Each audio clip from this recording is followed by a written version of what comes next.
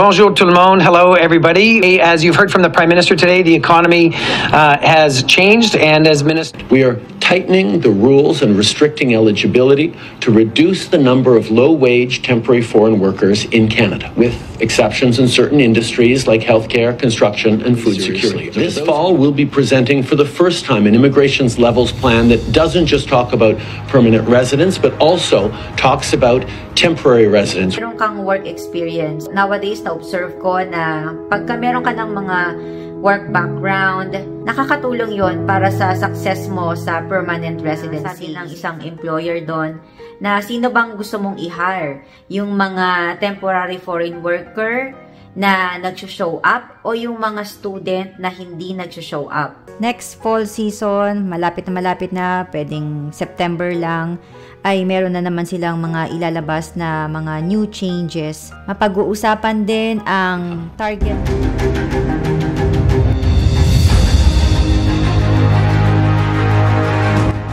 At ayun nga guys, ang daming mabibigat na changes na in-announce ng immigration. At nung nakita ko nga sa news na magsasalita si Mr. Mark Miller, si Mr. Sean Fraser, sabi ko, nako, mabigat tong ibibigay nila na changes. At nauna na nga ang ating Prime Minister na mabigat-bigat din ang kanya mga pinakawalan na changes sa immigration. We no longer need as many temporary foreign workers. We need Canadian businesses to invest in training and technology and not increasing their reliance on low-cost foreign labor. It's not fair to Canadians struggling to find a good job, and it's not fair to those temporary foreign workers, some of whom are being mistreated and exploited. And another thing din, yung job competition. Pagka nagpunta ka nga dito, sabi nila, maraming nagsasabi na mahirap na maghanap ng trabaho. Hindi na daw nga katulad ng dati na sabi ng ibang mga student na madaling makapaghanap dati compare talaga ngayon na mahirap. Especially, binabanggit madalas yung Toronto. Dahil sa ang Ontario, isa ito sa mga puntahan din talaga ng mga temporary residents, katulad ng mga students and kasama yung family. And even ako nakaka-receive din ako ng mga messages ng mga bagong dating na nagbabaka sakali, baka meron kaming mai-refer na trabaho sa IT job, kasi nga po yung aking husband ay nasa ganitong industry. And tinanong ko nga siya kung merong hiring sa kanila. As of this day nga daw ay wala din silang hiring pa.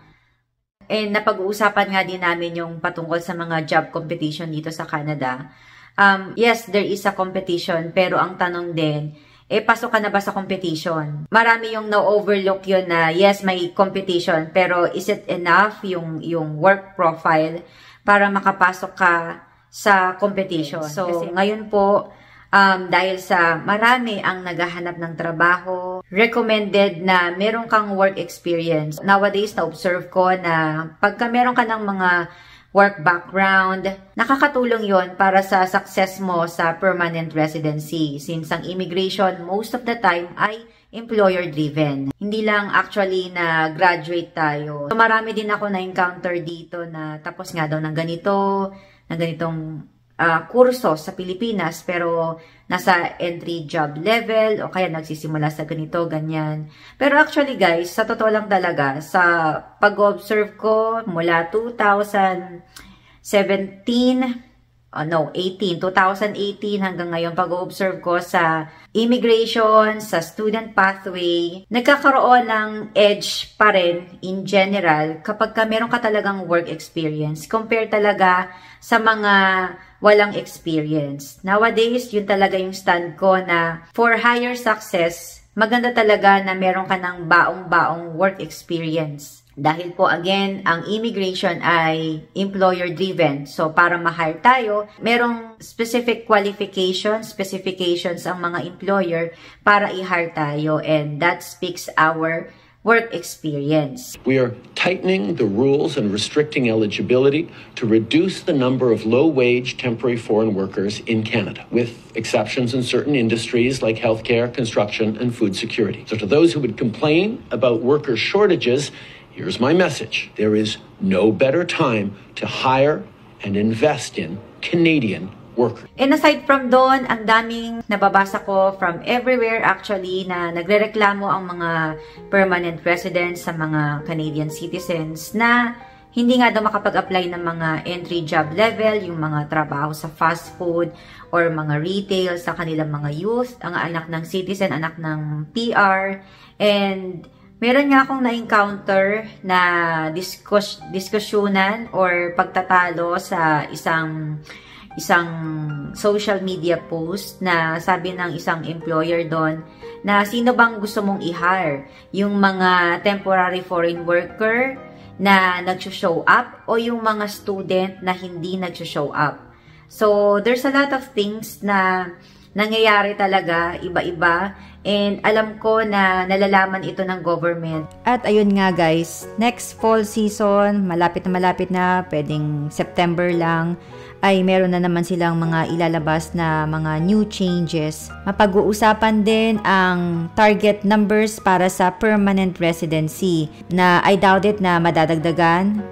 And I think na either maintained or magbabawas dahil sa nandun nga tayo sa stage ngayon ng Canada na nagre-reduce sila ng tao dito sa Canada sa mga target nila na papasok ng Canada. So mapag-uusapan din ang high wage LMIA stream. Sa kategory na ito, ang job salary naman ay mas mataas sa average wage of the province. So kasama ito sa matatakel kung magre-reduce din ba ng application, magpo-post ba ng application sa category na ito. And kasama din ang mga international student at meron pa nga din tayong hinihintay na announcement nila sa PGWP. So marami din yung nagwo-worry dito. So tingnan natin sa next 90 days kung ano yung mailalabas nila na update. The announcement made today by Minister Boissonnault and by the Prime Minister is part of the piece of the puzzle related to the reduction of temporary workers from 7 to 5% that we are announcing, that I announced earlier this year. This year's level plan to be announced in a couple months will take into account and give a fuller portrait of temporary residents and permanent residents in this country. The measures that I announced at the last cabinet retreat with respect to international students, we are still measuring the outcomes, but for now we have seen a significant reduction in international students and obviously the postgraduate work permits that will come with them. This is an important aspect today of making sure that we have a system in some areas that's gotten overheated, that is under control. We'll continue to do that to make sure that the people that are here temporarily are properly welcomed here, but the welcome to Canada obviously is not boundless, and we have to make sure that it makes sense in the current economy for Canadians, obviously, but also for the job market as it continues to constrict, and we won't hesitate to take additional measures if necessary. But they also want to have their concerns, which are very fair concerns, reflected in government policy when it comes to making sure that we have the capacity to deliver social services that people depend upon, that our healthcare system can provide for a growing population, and that we have enough homes for the people who move to our country. As mentioned ni Mr. Sean Fraser, ang Minister ng Housing, Infrastructure and Communities, binanggit na naman niya ang patungkol sa healthcare and housing. Kaya no wonder ang ating permanent residency, ang mga provincial nomination ay nakatutok sa pagkuha ng mga needed na industry katulad nga ng sa construction and healthcare. Makikita natin na ang PR pathways ay may mga designated path para sa mga ganitong industry.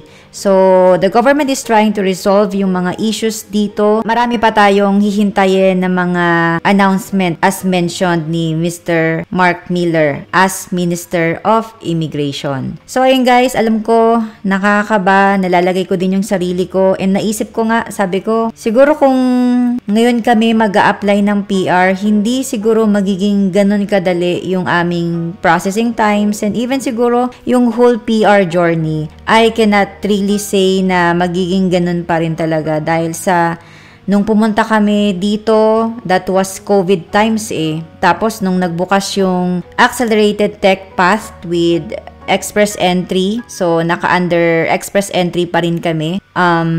naging mabilis talaga yung application and kakalabas lang kasi noon, ilang buwan lang siya. So, I think that was January nung lumabas yung Accelerated Tech Path and nag-apply kami after couple of months. So, wala pa talaga siyang isang taon and siguro hindi pa lahat ay nakakapag-apply doon. So, naging mabilis sa amin dahil sa tingin ko, baby pa yung pathway na yon and yun, nakakuha kagad ng employer. So, ngayon, hindi ko rin din talaga masabi dahil sa nag-iba ang Canada after the pandemic dahil dumami ang immigrants, ang influx ng mga pumunta dito ay talagang nag-spike. So, yung competition, yung processing time ng PR application, and yung quota pa ng mga permanent residency application, those stuff, hindi ko ma-sure kung magiging ganun pa rin talaga kabilis yung aming PR application. So, ayun guys, dasal lang, prayers lang talaga, and kung ano naman yung makakabuti sa atin pag pinapag-pray natin ay ibibigay sa atin.